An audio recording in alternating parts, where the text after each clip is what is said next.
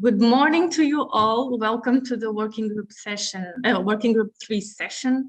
My name is Cristina Oliveira, and I'm a research funding advisor at Nova School of Social Sciences and Humanities here at Universidade Nova de Lisboa. And I will be your host for these WG3 sessions. So as you know, BESTPRAC is all about sharing experiences, best practices, strategies with dealing with our daily life tasks of research management and administration. And this is our aim for this session as well. So it will be a relaxed session about changing experience. So unfortunately, this year we cannot have a face-to-face meeting, but is my intention to make sure that this online meeting keeps being informal and collaborative as we always have on our BESTPRAC meetings. So if possible, I would like to ask you to switch on your camera so that we can see each other as a real meeting. But I have to make sure also to remind you that this session will be recorded. So if you don't want to be so that you don't want to appear in these dissemination materials, then you have to switch off your cameras. So for this WG3 session, we will have 3 presentations. Each speaker will have 15 minutes to do her presentation, because it's only ladies today. And then we will have 5 minutes later on to questions and answers. We will use the raise your hand option during that time so that you can really put your question to the speaker, and I will try to keep up with the timing. So I will try to do that to make sure that we end our session at the time to meet the other colleagues in the plenary session. So with no further ado, I think we should start with the first presentation, which is called New Legal Challenges in Horizon Europe. Our aim for this session is to have a look on these legal topics regarding Horizon Europe, and we will discuss also what we know so far in relation to Horizon Europe Model Grant Agreement. Are there any issues to be aware of? Is there any major changes regarding Horizon 2020? And for that, we will have Miriam Ryan as our speaker. Miriam is a legal and contracts officer at the Research Development Office in Maynooth University, Dublin, since 2015. Prior to this, she was a pre-award research development officer and enterprise officer since 2002. Miriam has experience in European Union research and technological programs since, my God, the 3rd framework program already.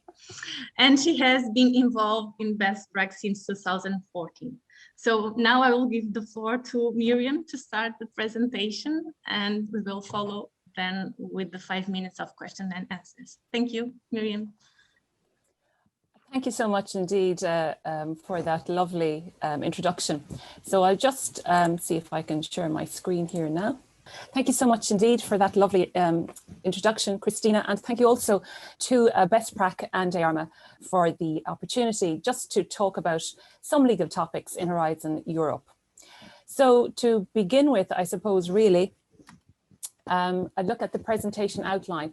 So all of what we're doing in Horizon Europe is on a legislative basis, and that gives us legal certainty as to what we are looking at.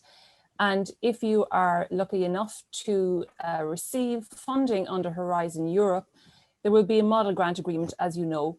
So we're going to look at maybe something that may be new or different there.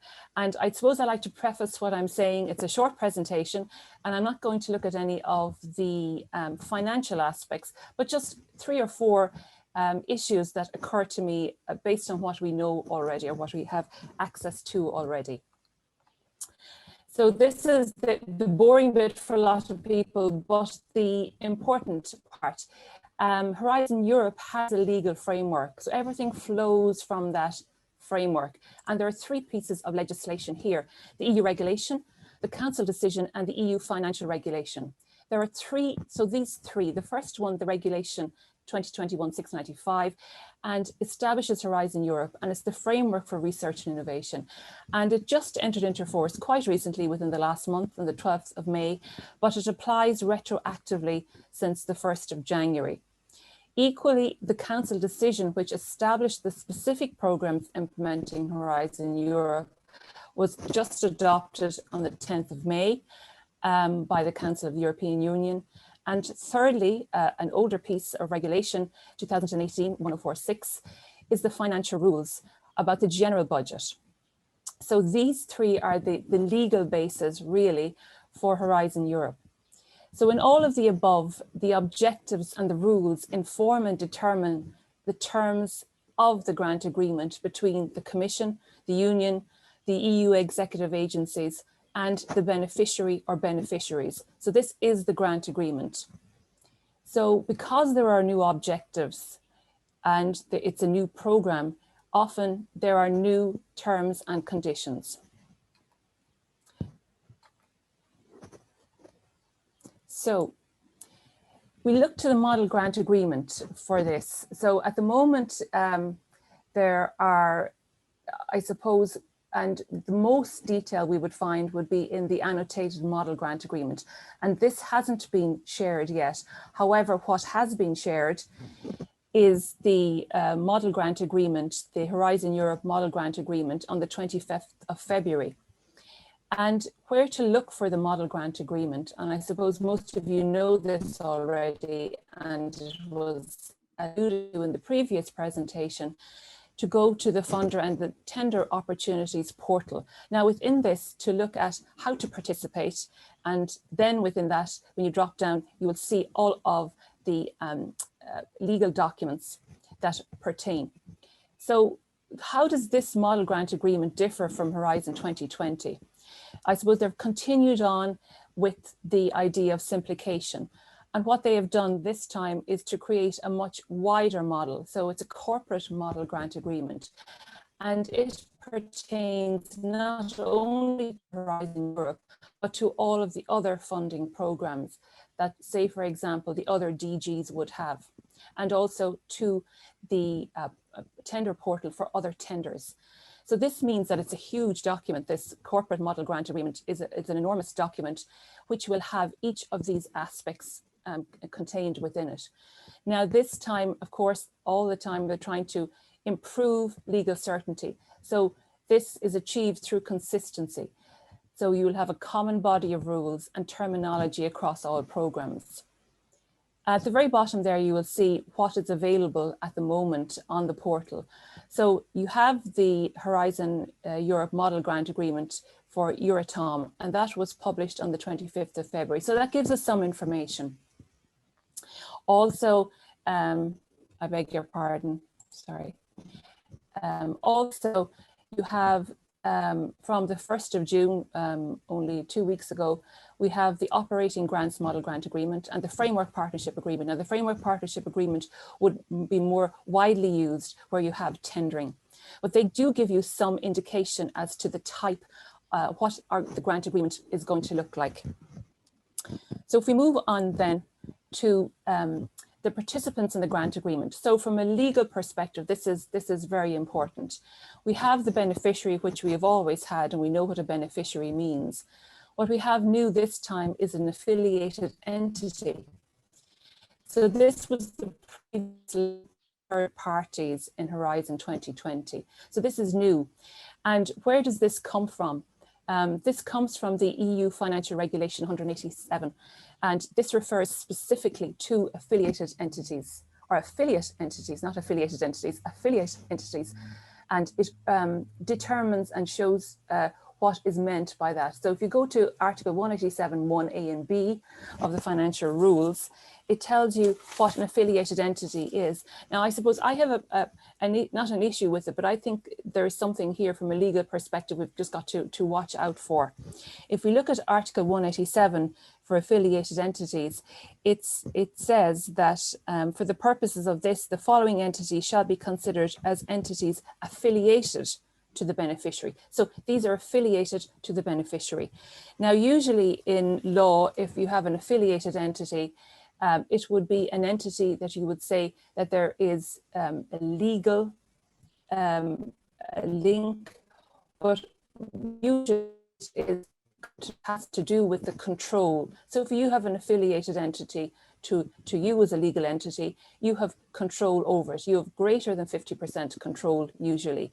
Now, how they define that here is for the purposes of the title, the following entities shall be considered as entities affiliated to the beneficiary. And if we go down to B, it said entities that satisfy the eligibility criteria and do not fall within one of the situations, they are the situations where it would not be allowed to participate, that have a link with the beneficiary, in particular a legal or capital link. So they say in particular a legal or capital link, and that is not established for the purposes of the implementation. So usually it would be, it would be either a capital or a legal link. But when they say in particular a legal or capital link, it may suggest that there could be other links. So I think that actually provides legal uncertainty. So that's just a thought. We have also associated partner. These used to be the international partners. Now these can take part in the action, but without the right to charge cost or claim contribution. However, even though they're allowed to take part, they do have to follow the model grant agreement obligations, especially in relation to conflict of interest, confidentiality, ethics, and record keeping, for example. So associated partners, you would imagine, would have to be included in the consortium agreement, because you have to make sure as a beneficiary that these associated partners understand and that they comply with these particular obligations within the model grant agreement. So also there are the third parties providing contributions, and as was before, subcontractors. So these are the participants in the grant agreement. As I say, the affiliated entity is, while it is certain in some respects, there may be issues down the road. That's just my comment on that. I'm borrowing this slide here about the corporate structure of the Horizon Europe Model Grant Agreement from a presentation that was given in March by the Commission. So here, so what it will look like, what will the Model Grant Agreement look like? There will be a core part which has the data sheet, as you see there on the left. And this data sheet will be a summary of the specific data for the grant agreement. So every grant agreement will have a data sheet. There will be 6 parts to it, and the usual about the data, the participant, the grants, the consequences of non-compliance, and especially to look to the specific rules in Annex 5. Now we have some idea of what are going to be involved in Annex 5. And it refers to the time limits after the project ends. So there may be different time limits for confidentiality, for ethics, for security, but also details, particularly such issues that have changed or are different. For example, IPR, the intellectual property rights, and dissemination, and how long that is required. Then the articles which will be attached to that will be from chapter 1 to chapter 6. And then these also deal with grant implementation and the consequences of non-compliance. So that's what the geography, as we'll say, of the model grant agreement will look like. A little bit different to what we know already, but specifically I would say we'll have to see this when we see the annotated model grant agreement, which we haven't seen the next version to date. So just a couple of things, 3 or 4 things, and I'm not looking at the financial aspects per se, because I know these will be dealt with in the other groups.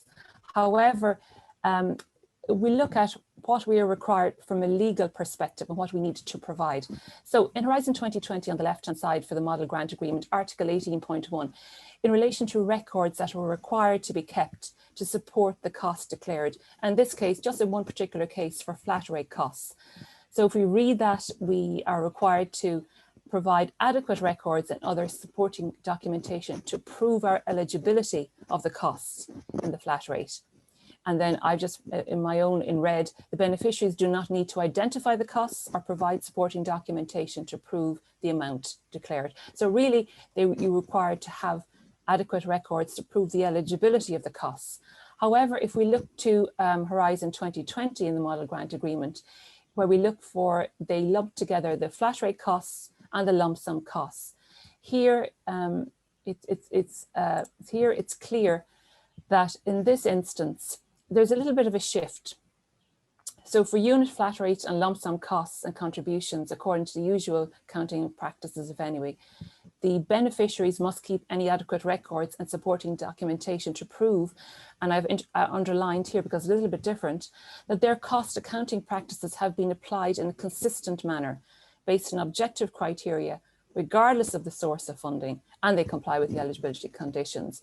So this is a little bit of a shift in that the cost, you have to keep records to show that you are, first of all, that the cost accounting practices are the same, but also that they've been applied in a consistent manner based on objective criteria, regardless of the source of funding, to apply the same practices. So you could have funding from another source of funding, for example, a national source of funding, but you have to show that you're doing it in a consistent manner, like you would do for the other sources of funding. So this is nearly an additional requirement. So if we move away from that and we look to another issue, for example, what's different? You remember the Participant Guarantee Fund in Horizon 2020. Now, this in Horizon Europe is called the Mutual Insurance Mechanism, the Mutual Insurance Mechanism, the MIM. Now, this is actually great news because it extends the Participant Guarantee Fund, which is now the MIM, to beneficiaries of any directly managed union programs and for actions not covered by the fund under Horizon 2020. So this means that the Participant Guarantee Fund, or the MIM now, extends to other. So if you are getting funding under tenders or from any of the DGs, it is now covered by the Participant Guarantee Fund. And as you know, the Participant Guarantee Fund is very important because it is an insurance scheme basically for all of Horizon Europe. And it basically provides an insurance if there are certain defaults in payment. And it limits the beneficiary's liability to the amount they received. Now, in relation, where you find this mentioned is in the data sheet we referred to earlier and in 4.2. At the moment, it says that the contribution is 5 to 8% of the maximum grant allowed. So depending on when the pre-financing comes, if there are three pre-financing options, it is taken out of those three. But of course, if there is only one initial pre-financing, it's taken out of that. Now, I suppose it's 5 to 8%. Previously it was 8%, but they have this 5 to 8%. So potentially can go up to 8%.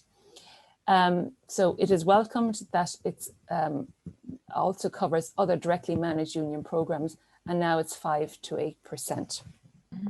Miriam, I will kindly ask you to wrap up because we only have 1 minute more. I can extend a little bit more, 2 minutes, I think. Okay, 2 minutes, right? Okay, no pressure. More or less. Sensitive data versus sensitive information, and this may be missed in the previous Horizon 2020 Model Grant Agreement. Sensitive data, as we would understand it under GDPR, if it's racial or ethnic origin, political opinions, and all of those, that is sensitive data.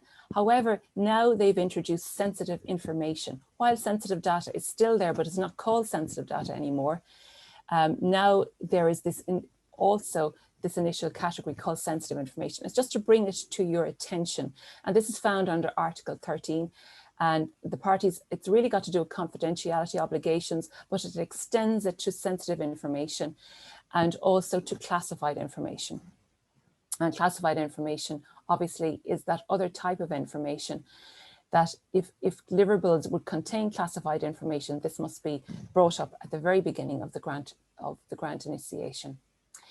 So what's, I suppose, the next part, if we're looking at IPR, now there will be a new results ownership list. This ROL will take the form of a template to be filled out in the final periodic report. So you've got to list the owners of the results. This is new. So usually the joint owners may agree in writing not to continue with the joint ownership. This is new as well. They may apply another regime. And this is really to take account of where you have, say, in some countries where you would have professorship rights or you would have other rights from third parties to that IPR, that is taken into consideration, and it is managed so that these can be exercised in a manner that is compatible with the obligations under the agreement. So the beneficiary now is responsible to make arrangements with the third party claimant. This is new. And also the second part of this is Horizon Results Platform. Beneficiaries who have received funding under the grant must, up to 4 years after the end of the action, use their best efforts to exploit the results directly or to have them exploited indirectly by another entity, in particular through transfer or licensing. So if we look here, I suppose their best efforts to exploit their results. Best efforts is a much higher bar. You are required really to do this. The other thing really to be noted if you are looking at it from a legal perspective is there will be declarations that need to be reviewed, a particular declaration of the joint and several liability of affiliated entities. Now, there are placeholders here up on the portal, so a declaration for the joint and several liability. That these are things we'll have to look. They're coming soon, they tell us. There's a declaration of honour for the affiliated entities and the accession form. So we will be looking at that. We don't have them yet to make any comments on them, but we will see them. So finally then, just to acknowledge the sources online, but also the How to Prepare a Successor Proposal Horizon 2020 that was presented on the 24th of March for the two slides there, and thanks very much for your attention. Thank you, Miriam. So we have already 2 questions here, and I see Ellen asking to the question as well. So we will stick with these 3 ones, and at the end of these sessions, we will have more time to come back to your presentation. So one question is from Paul, and he's asking, in Horizon 2020, a linked third party had to be validated and have its own PIC number. Does it also apply to an affiliated entity? That's a very good question. I would imagine, so there's 2, how an affiliated entity seems to work is, first of all, if it is a sole beneficiary. So if you come together with the other entities and you are a sole entity for the actual grant agreement or for the project itself, it's not clear. You would imagine it would have, but that would then have to have legal personality as well. So that's not clear. It's a very, very good question. And the second part of that question is if the linked third party, was that the second part of that question? And does it also apply to affiliated entity? It was about the PIC number. Mm-hmm. I don't know about that yet. I haven't seen that yet, so I don't know. We have to wait. Well, yeah, Paul, you can have a say, yes. Yeah, well, the point is I also am confused and I don't know, but I have asked the Commission for a clarification and I haven't received a reply yet. So hopefully we'll know at some stage because it needs to be in place. Okay, thank you. Mm-hmm. Okay, let's wait for it. And the second question is from Christoph saying, what about contracting? Does that not exist anymore under Horizon Europe? Contracting in relation to what? Is it subcontracting or? Christoph, are you here with us? Yes, I am. Well, there was under Horizon 2020, you had several options for third-party constructions, and contracting was one of them. So, which is different from subcontracting. Contracting is really typically those little things like,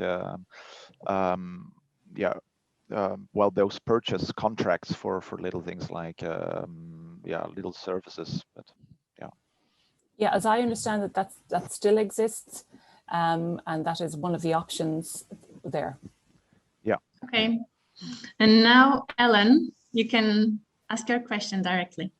Yeah, thank you very much, Christina. Yeah. Miriam, so lovely to see you again. Great to see you too, Ellen.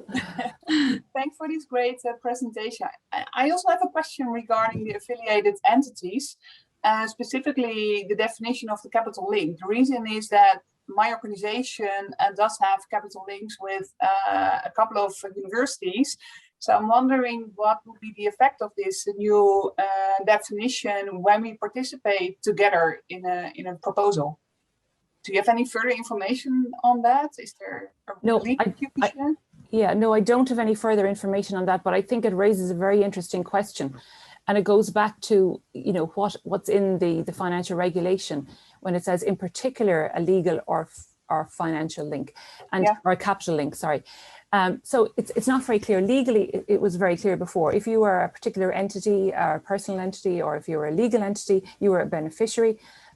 But now it's very unclear. So in that respect, it doesn't provide any further clarity. I think it throws up so many questions rather than providing clarity. And especially when that's in the grant agreement itself. So, and this other, where the declaration on joint and several liability will be interesting to see what that looks like as well. Okay, thank you. We'll have to wait and see. I know. Okay, thank you, Miriam. And we will have, if we will have time after the three presentations, we will come back with more questions. Thank you, Christine. So let's go now for the second presentation, which is about developing an institution gender equality plan, our journey at the University of Riga. In this session, we will try to understand how the process was for this university, aiming also to support the other organizations that are still working on their gender equality plan requirements. For that, we will have Daria Skulak. Daria is the head of legal services at the University of Riga in Croatia, and she has 15 years of working experience in Croatia public higher education. She is currently engaged in directorate of the university and primarily deals with legal issues in institutional development actions. She is also working on diversity and inclusivity, gender equality and academic integrity projects. So the floor is yours, Daria. Again, 15 minutes and then more time for questions and answers. And thank you. So I would like to, of course, welcome everybody and express my gratitude for this opportunity to BESTPRAC and EARMA to present University of Rijeka experience in developing and implementing gender equality plan. Just for you to have a brief overview and outline of my presentation, I would like to say just a quick word on JEP eligibility criterion in Horizon Europe, and then focus on our experience of developing a gender equality plan at the University of Rijeka, as well as launching this document in our university, with some specifics regarding its content and implementation that already began. And just a quick facts about what we learned and what we would like to share with you in case you are still in the phase or process of developing your own institutional gender equality plan, or maybe in a process of adapting some existing documents that you already have. That being said, I would like to just quickly remind you that we have JEP eligibility criterion in Horizon, which actually obliges participants, being public bodies, research organizations, and higher education establishment, to have a gender equality in place, which criterion is obligatory for all projects with calls with deadlines in 2022, and for all these calls that will be in 2021, you can have a self-declaration through questionnaire, which doesn't imply that you have to upload the document itself. So that being said, you have, as you already know, you have some time to develop or to adapt your existing documents.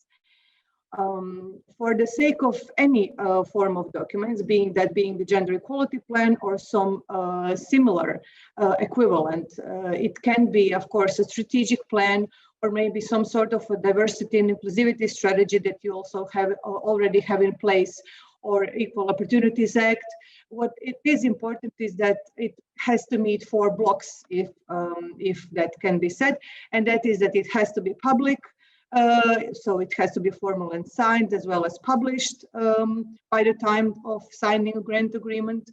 It has to also show that you dedicated resources in order to implement measures, mainly regarding the positions of teams or people that will be dealing with implementation of the plan.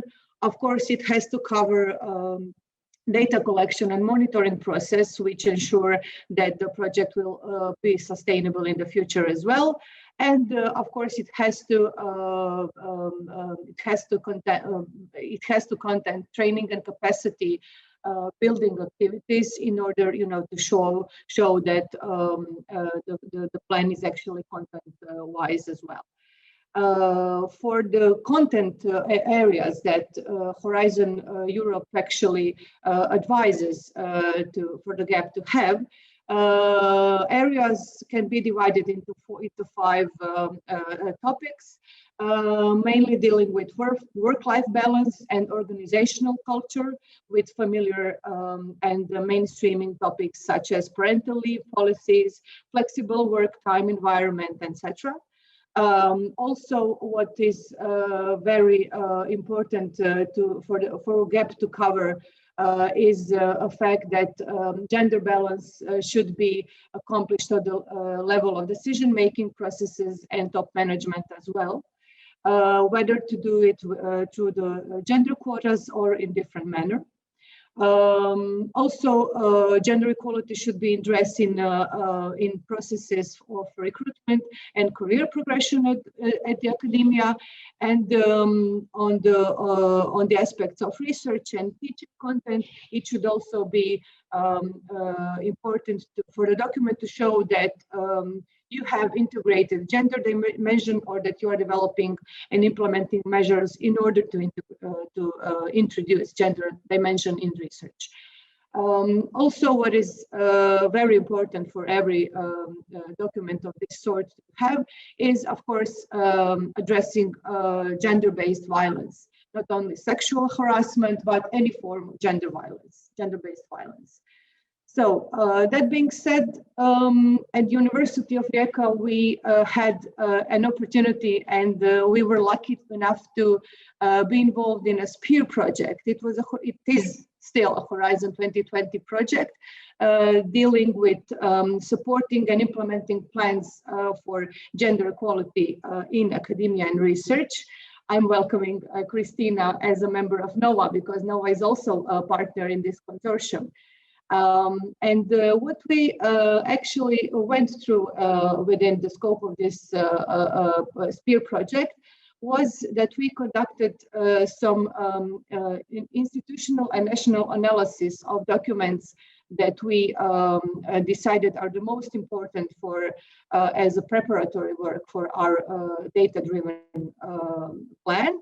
And we went through the national and international legal framework. You can see some of the sources that we consulted. I will not go into details on that, but you can, of course, look. And depending on your own situations and circumstances, you can also take a look at your own. Regarding our institutional policies, we also had the opportunity to revise some of our existing documents and policies in place, but also an opportunity to align our plan with our new strategy that was developing at the time. So now we have it. It's University of Rijeka strategy for the period of 2021 to 25. And also being a part of Young Universities for Future of Europe Alliance and YERUN network, we also had the opportunity to align our gender equality plan with with the work within these networks. What every gender equality plan or equivalent document is supposed to have in order to, be sustainable in implementation manner are support structures that are in place at the university. So on the left side, you can see some of our support structure bodies and entities that actually are already existing at the University of Rijeka. And on the right side, you can see some of our newly established or soon to be established bodies that will support the implementation of our measures. So here you can see some of our numbers. I wanted to show you that we have some sort of a specific situation in Rijeka regarding high representation of women. Note that blue is women, not to make mistakes because of a color, it's on purpose. So we have good numbers, if you can see these pies regarding the gender distribution. You have this pie regarding sports stuff and academic stuff as well. So you can see the percentages in favor of women. Also, on the level of decision-making bodies, we have very nice representation and gender balance. These are the numbers that are showing how we stand in students area. And if you can also see that we have good gender balance with some exemptions on faculty of engineering, maritime studies, and traditionally, let's say, faculties that are inclining towards one or other gender. So then, after we saw the numbers, we asked ourselves, is this a positive picture of gender equality? And we already knew that the answer is numbers are not enough. And they are not the sole, proof of gender balanced university or community in that respect. So we went further, asking ourselves, is there a cost of female career with this respect? Also, do we have active gender tensions at University of Rijeka? And what about the resistance? Thanks to the SPEAR project, we were able to conduct a custom-made survey at the University of Rijeka. We actually conducted a survey detecting soft indicators about the opinions, attitudes, feelings, and invisible hardship by conducting 4 individual interviews with top-level decision makers. We conducted one focus group with teaching and research staff, but we did not forget about administrative staff as well. So the question, the results actually led to our questionnaire that was actually afterwards conducted among our university members, all of the university members, so teaching and non-teaching staff, and we also, of course, took care of the male-female ratio within this questionnaire. And what we actually found out when addressing and asking about traditional position and institutional roles, their opinions on working hours, productivity, level of engagement in additional education, attitudes toward the institution itself, and of course the quality of life. We found out that decision makers at the University of Rijeka are the healthiest, happiest, and most satisfied cohort of employees at University of Rijeka, even though they invest the most time and energy in their work and the institution itself. Also, we conducted some key findings regarding satisfaction, which goes both in personal and professional area. And we found out that it declines with the decline in position and recognition of one's work. And of course, this is something that is gendered by the very fact that women are much more present in the position of low visibility and recognition. So after these findings, we, of course, let's say also in parallel with these findings and with this survey, that was actually also in a way a raising awareness activity per se, because we were using the opportunity to sensibilize members of university environment for this topic. We also were conducting continuous stakeholders engagement during our activities, which are still in place. Also, we presented our gender equality findings and plan at the highest level at the institution, meaning the Senate. Of course, some certain constituents and faculties working groups. And what we were most proud of was the public debate that occurred, that also was not only internal, meaning for the university members, but also we presented our plan for the opinion on the public gender equality ombudsperson of Republic of Croatia. And we also received some information and some feedback from national society organizations, civil society organizations dealing with human rights, LGBTQ community, etc. proudly to say we have adopted our gender equality plan at the University of Rijeka Senate just a month ago, and we have the first Croatian gap. So this is something that we believe is very important for the Croatian community and the region as a whole. Just to go briefly through the plan, you will have the presentation with a specific content, but for the overall overview, it is important that we divided our plan into 4 strategic areas. You can see it here. It's institutional culture of gender equality, it's gender equality in scientific and artistic research.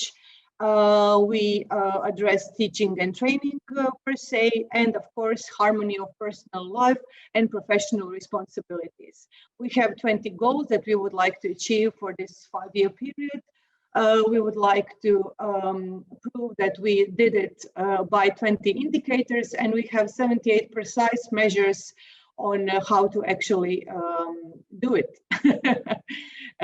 So this is an overview of our gender equality plan. So if, as you can see, it has goals, it has indicators, it has measures, it has who the responsible people for or bodies to involved in implementation, and those who are of course responsible.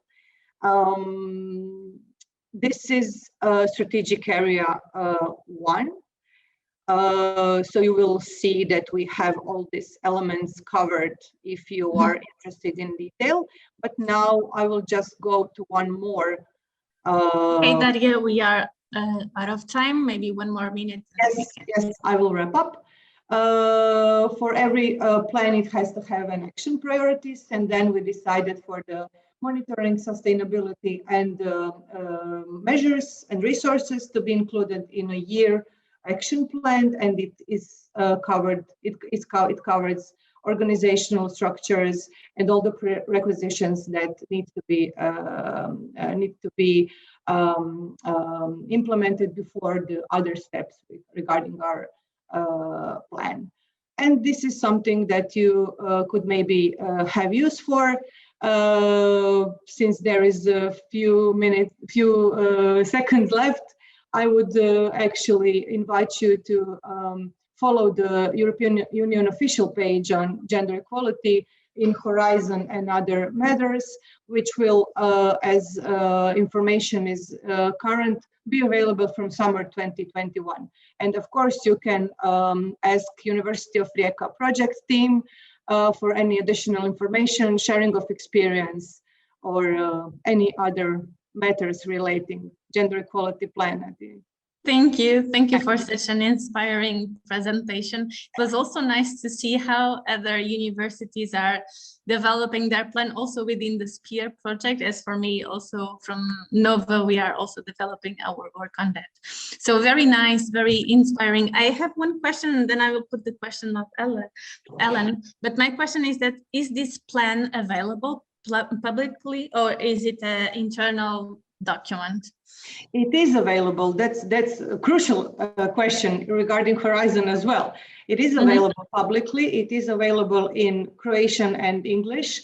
It is currently being visually repaired for the sake of design. So it will, I can send you this version that I have within my presentation, but also you can. But soon, I think within a week or so, it will also be published in this designed version. And we will be able to find it on the website of the university? Yes, it will be on the website. It's already in the website, but not in this nice version that we would like to be. Okay, nice. I have the question of Ellen. I don't know if you can say a few words about it. And Ellen is asking, I'm interested to learn how small organizations, for example, less than 100 employees, are dealing with the gender equality plan's requirements. Does anybody here at the meeting has any experience on applying these processes and the plan also for smaller organizations, or do you know anything about it, Daria?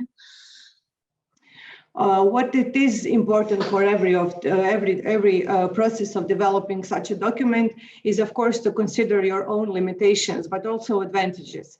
So for the smaller organizations, I could say it could be only easier, to form and then implement measures. Because for ECA, the main obstacle, if you can say it, was to have data, to have gender desegregated data, to understand how are we to improve this data, because it's the basis of every data-driven document, and then to follow. We have a university that is functionally integrated, but actually we have legal personalities of most of our constituents, meaning they are at liberty, to cooperate in a more or less a cooperative manner when it comes to soft binding documents. So for the, organization that is smaller, I could say that these four main criteria for Horizon Europe would be much easier to gather data and to implement, probably. Okay, so thank you, Daria. Thank you so much. And now we will go to the final presentation of this session. And the final one is about final follow-up on the participation of the UK in the EU program. And our aim here is to understand the current status of participation of the UK in the EU programs for research, innovation, and higher education. And we will have Natasha Merritt. Natasha is the head of Center of EU Projects at the University of Rijeka as well, and an expert on EU funding. For nearly 20 years, she has been coordinating and leading teams in preparation and implementation of EU projects, including complex infrastructure projects, financed from domestic to international or EU sources, providing training also regarding to this project management and leadership.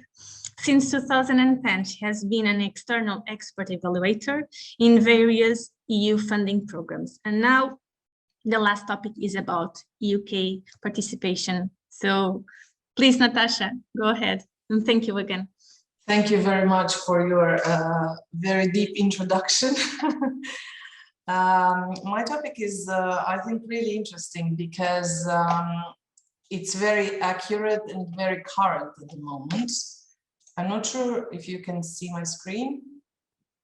Can you see my screen? Okay. Yes, we can. Yes. Okay, so I'll just give you a final follow-up on the participation of the UK. There have been some recent developments, and during BESTPRAC, we've been following that in the third working group.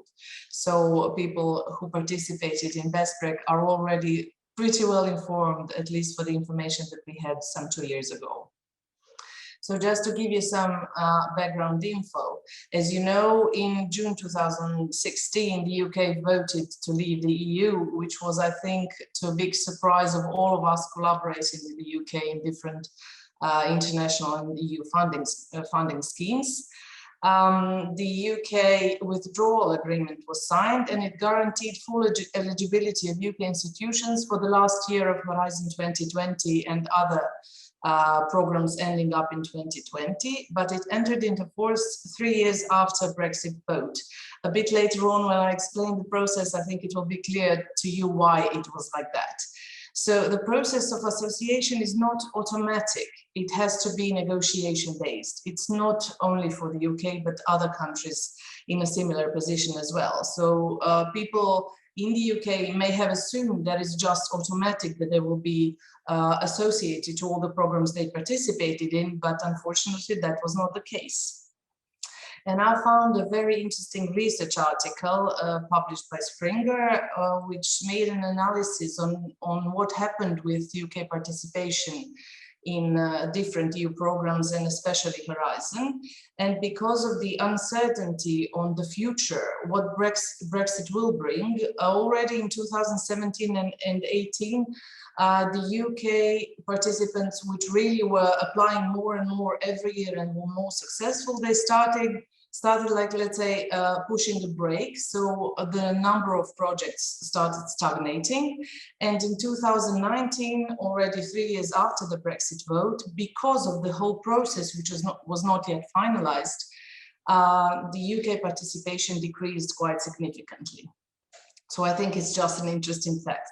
So let me just go back to reminding you of some other non-member states that are really very successful in participating in European programs. It's Switzerland, Norway, and Israel.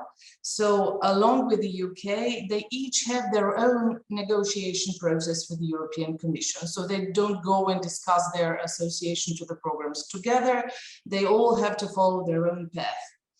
As far as the UK is concerned, we have the so-called, or formally called, Brexit deal. It's a colloquial term for the Trade and Cooperation Agreement.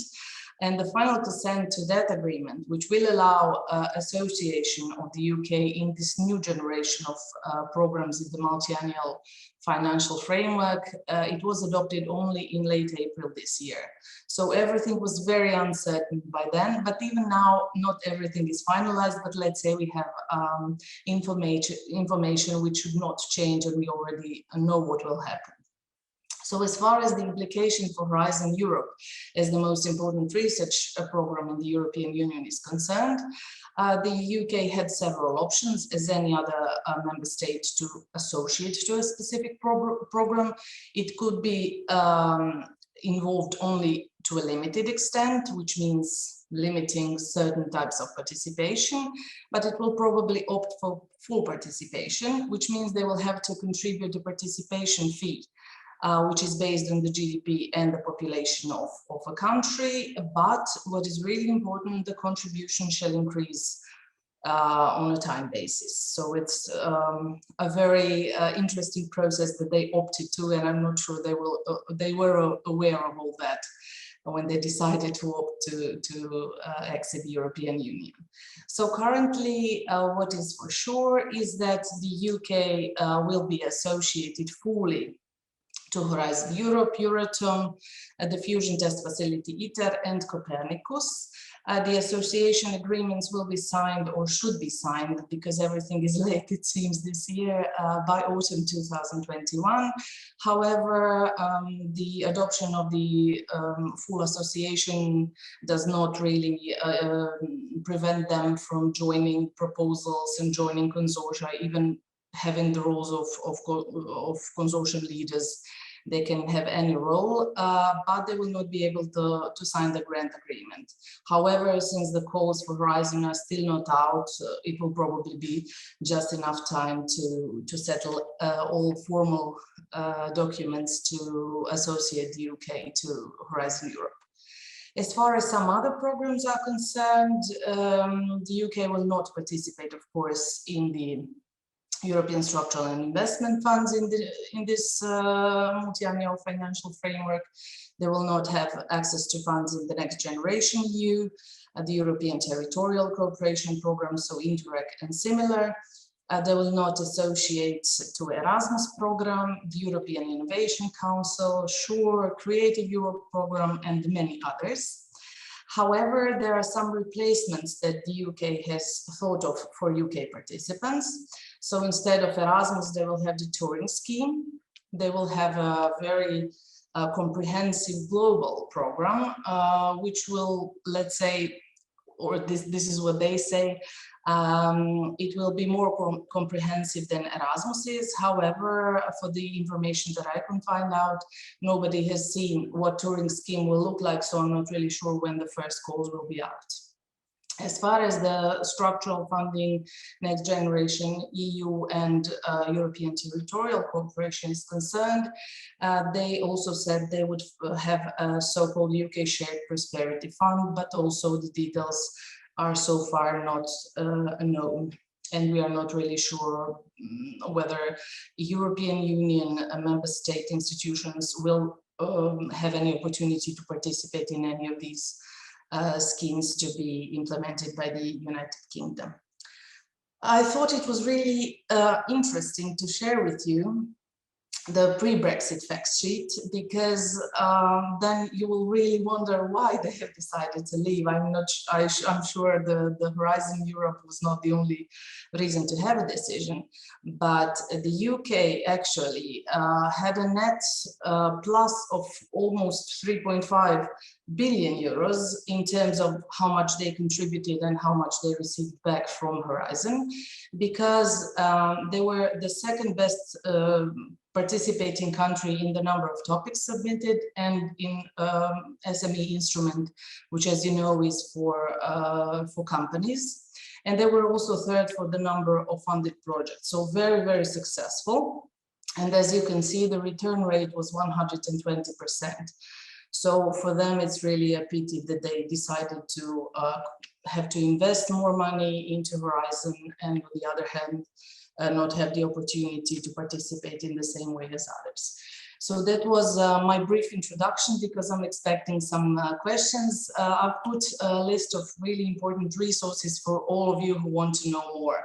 So it's at the end of my presentation, which, as I understand, will be shared with you, with all the participants. So thank you very much, and I'm ready for your questions. Thank you, Natasha. So I will give the floor for the colleagues to put their questions as well for this very important topic, and also very interesting, the way you present also the facts and to try to see the reasoning behind this solution. Probably it has many layers. Yes, for sure. Mm-hmm. So I don't know if is there any colleagues here that want to ask, or that have experience now in preparing proposals with UK institutions, and also in this transition period, which is also full of uncertainties. I remember that you were speaking about the last calls of Horizon 2020, right, and the decrease of participation. And I kept remembering all of the questions that the researchers came to us, and I think this will be quite a common place for any one of us saying, okay, do I really should I add a UK participant? Should not, and how? And also the UK researchers also having these many doubts and about this strategic vision as well. Exactly. Did you also got this on your institution, Natasha? Yes, but also at the beginning, nobody really knew what would happen with ongoing projects, because the UK, of course, was participating in a huge number of ongoing projects with the Brexit vote. So nobody really knew whether they will be allowed to participate and complete the projects they participated in. But let's say this part of the issue was solved quite early on the process, but the whole process was including a lot of uncertainty on all sides. So I would say that the main follow-up of this would be to have the UK partners, if you need them in your Horizon proposals, because they will have the same rights as you have in any kind of roles that they could take in the project. So it's really important to know, no matter what will go on with other projects. So my presentation was that clear if nobody has any questions, because I'm sure it is an interesting topic for everyone. Yes, and linking this with for example, with the first presentation, which was about model grant agreement, and is there any specificity regarding the UK? On UK is just there as any other associated partner, and what is the legal status? Well, exactly. Or do we know everything about it? I don't, but thank you. Yeah, I mean, we follow that. But as I said, each associated country to the program will have their own type of association. So Switzerland, maybe Andreas can give us an update about that. But Switzerland, at a certain point in Marie Curie actions and in Horizon, depending on their association to the program and different stages of association, they had different options and different possibilities to engage in the project. So it's really on a state-by-state basis, because as I told you, you can either be fully associated, which probably is what will happen with the UK, and then there is absolutely no difference whether you are a European Union member state or not. But you can also be partially associated to the program, and then it depends on what partially means, and it can be different for each country. And this, I relate this to the question that Vladan is here, that he was asking, do you have an experience in implementing an associated or international partner in Horizon Europe, as we in Switzerland are still not sure to be associated to Horizon Europe? This would be the unique option for us to participate, since there is no more category on the beneficiary non-receiving EU funding as the Horizon 2020. Do we have any kind of deadline or time frame to know exactly when do we have all these questions answered? Does anybody have some information about it? I don't think so, because it can change during the program. So it doesn't just have to happen at the beginning. If some things change, like it happened with Switzerland, the European Union thought there was not enough liberty in the freedom of movement between Switzerland and the European Union, and then they decided to introduce some changes. So I think it will really depend, and it will be different throughout the program. Mm-hmm. Paul, do you want to share with us the question? I think you are here. Yeah, I just stopped my video. I don't know if it's Simon is just recently, I think last week, the UK science minister threatened that maybe this whole Horizon Europe thing is too expensive, and he threatened not to join. But he has not gone down well. Okay, that's what I wanted to hear. You know, politicians, they live in a separate world. But then the scientists all agreed that they will have to threaten the UK government, so it will probably not happen. I think it's what we are talking about. There was a big revolt of the science community, and then the government said, no, it will not happen. We will associate to Horizon. Okay. Good. Okay, so, and going back to the first presentation, so besides the UK presentation, which was also very interesting, thank you, Natasha, and again, and for the other colleagues, because we still have some more minutes and we can do a break before going back to the common room.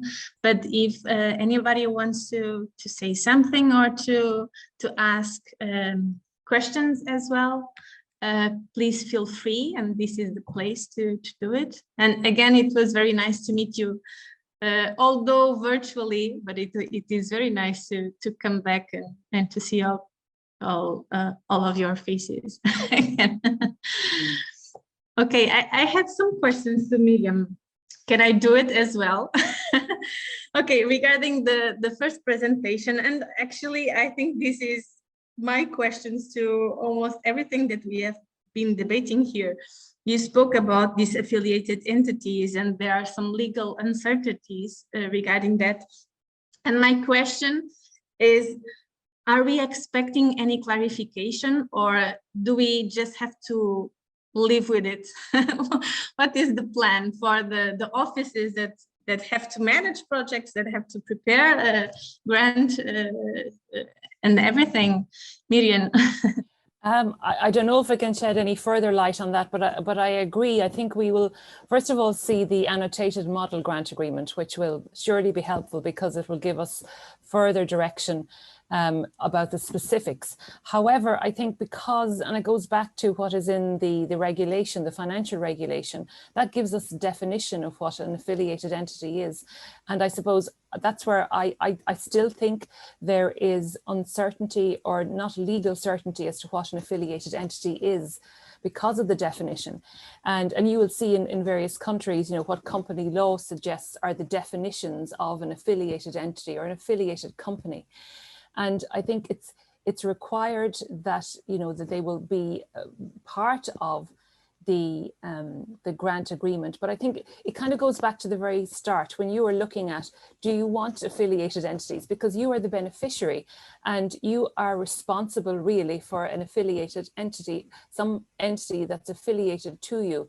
And it would be very clear, for example, if it is an affiliated entity, you know, that you're a university, for example, and you have a spin-out company, or if you have a company, you know, you have control over that company. So you have, it's a legal entity, affiliated entity. However, if some other entity suggests itself to you and you have a capital stake in it, but you may only have a 20% or 30%, and there may be no legal link between you, I think that's where the difficulty arises. And I'm not sure we're going to get any further clarity on that. I'm open to something different happening, but and I think you've got to be really, really careful. And that's really all I can say, because I would be very, very careful myself as to where an affiliated entity would come. Yeah. So maybe this will mean that they will come as beneficiaries, that they will come with their own peak and prevent any possible mistake with the usage of this particular linkage. I don't know, as a solution. Paul? Yeah, I have a comment on that, because previously I've seen quite a number of cases where people think it's easier to participate as a linked third party instead of being a real beneficiary. And that to me is a big mistake. Actually, it's even more complicated to be a linked third party than a real beneficiary. So my recommendation would be, if you have an interest in the project and the results, why don't you just join up as a beneficiary? And then in some cases, France say, but then we'll have too many French partners or whatever. Okay, but that's the way it is. I think this linked third party is more complicated. And again, you had a PIC code anyhow. We'll see what happens now. Just my comment. Yeah, that was also my thought about, okay, if there is a certainty there, then why not just become a beneficiary? So I have also another question here regarding the affiliates on Annex 5 for access rights. We can find a reference to entities under the same control, Article 16. Could you please clarify the differences between those and the affiliated entities in Article 8? So I will give the floor to the experts, because I don't know anything about these articles. I can't say that I know the difference, because I haven't looked at it in that respect. But I would imagine entities under the same control, I suppose entities under the same control, that's very, very clear. If you're under the same control, then you are an affiliate in all matters. So the difference between these and the affiliated entities in Article 8, I can't really answer that. I'm sorry, I can't give any further information, but it's a very good question. I think we'll have to look at it. Yeah, and with the annotated model agreement as well to look at it. And also my questions about timing. Do we have an idea about will we have this annotated grant agreement fully prepared for us? No. Okay, but we hope to be soon, right? The Commission said before summer, but they didn't say which year. So, and are you, as working in institutions that deal with all of these issues, are you in contact with the Commission to ask for these timings, or how can we support this? You should contact your national contact points for legal and finance. I have the privilege of representing Iceland as a national contact point for legal and finance. I know they will have an online NCP meeting end of June. Okay. And I also can see from my colleagues that this question has been raised by several other NCPs. When will we get the annotated model grant agreement? So the Commission is under pressure, but they want to make it perfect before they release it. I don't know if that's realistic, because as you know, they have to update it anyhow. It was updated quite a few times during Horizon 2020. So we are still waiting and hoping. Okay, so thank you so much. Again, it was very nice to meet you. And I think we can do a short break, because on the other working groups, they had 4 presentations. We had 3 only. So in 10 minutes, we should join the first link for the wrap up of the plenary session. And I think we can end up our session today. Thank you again, all of you, and have a nice meeting today and also tomorrow to join us again in this BESTPRAC meeting. So thank you and bye-bye.